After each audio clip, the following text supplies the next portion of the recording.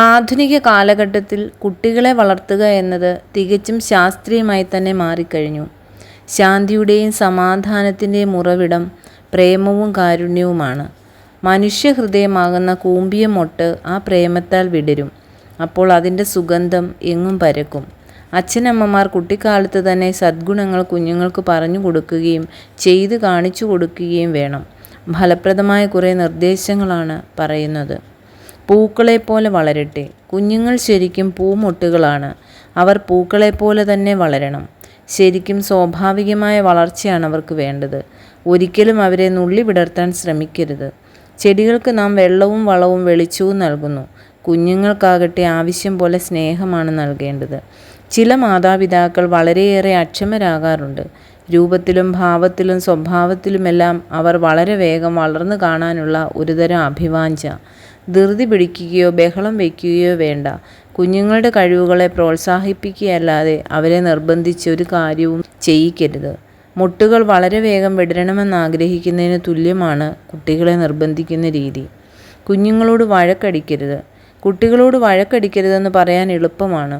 കുട്ടികളുമായി വഴക്കിടാത്ത മാതാപിതാക്കൾ ഉണ്ടാകില്ല എന്നതാണ് വാസ്തവം. പക്ഷേ കുഞ്ഞുങ്ങളോട് വഴക്കിടാതിരിക്കുന്നതാണ് നല്ലത്.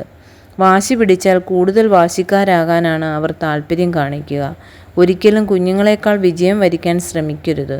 കുഞ്ഞുങ്ങൾ പറയുന്നത് ക്ഷമയോടെ കേൾക്കുക, സഹാനുഭൂതിയോടെ മനസ്സിലാക്കുക. കുഞ്ഞുങ്ങളുമായി വാതുകെട്ടാനും വാശി പിടിക്കാനുമുള്ള അവസരങ്ങൾ ബോധപൂർവമായി ഒഴിവാക്കുക. കുട്ടികളോട് കോപമരുത്. കുഞ്ഞുങ്ങൾ തെറ്റ് കാണിച്ചാലും അവരോട് കോപിക്കരുത്. ചെയ്യുന്നതും സംഘർഷങ്ങൾ ഉണ്ടാകാനുള്ള അവസരങ്ങൾ മനഃപൂർവ്വമായും ഒഴിവാക്കുക.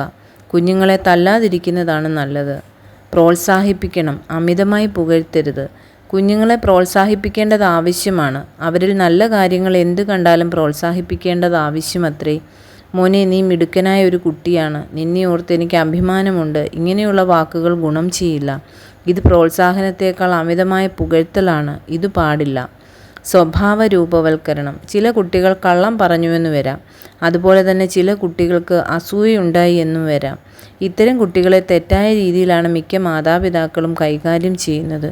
ഒരു കുട്ടി പരീക്ഷയ്ക്ക് ഏതെങ്കിലും പേപ്പറിന് തോറ്റു എന്നിരിക്കട്ടെ.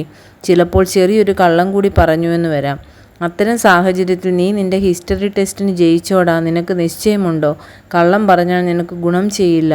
ഞങ്ങൾ നിൻ്റെ ടീച്ചറിനോട് സംസാരിച്ചു. നീ തോറ്റെന്ന് നിൻ്റെ ടീച്ചർ പറഞ്ഞു. എനിക്ക് വിഷമം തോന്നി. സാരമില്ല, നിന്നെ എങ്ങനെ സഹായിക്കാമെന്ന് ഞാൻ ചിന്തിക്കുകയാണെന്ന് പറഞ്ഞാൽ അത് നല്ല രീതിയാണ്. കുഞ്ഞുങ്ങളോട് വേറുകൃത്യം ഉണ്ടാകരുത്.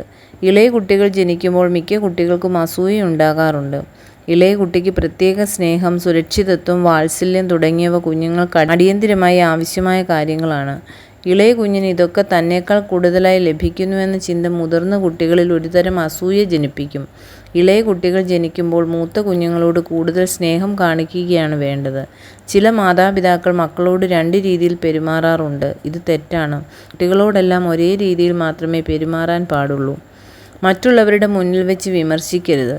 കുട്ടികളെ ഒരിക്കലും മറ്റുള്ളവരുടെ മുന്നിൽ വെച്ച് വിമർശിക്കുകയോ കുറ്റപ്പെടുത്തുകയോ ചെയ്യരുത്. കുട്ടികൾക്ക് സ്വയം ചിന്തിക്കാനും സ്വയം സുഹൃത്തുക്കളെ തിരഞ്ഞെടുക്കാനും അവസരം നൽകണം. 1 വയസ്സ് മുതൽ 5 വയസ്സ് വരെ ഒരു കുട്ടിയുടെ തലച്ചോറ് ശരിക്കും ഒരു കമ്പ്യൂട്ടർ പോലെയാണ് പ്രവർത്തിക്കുന്നത്.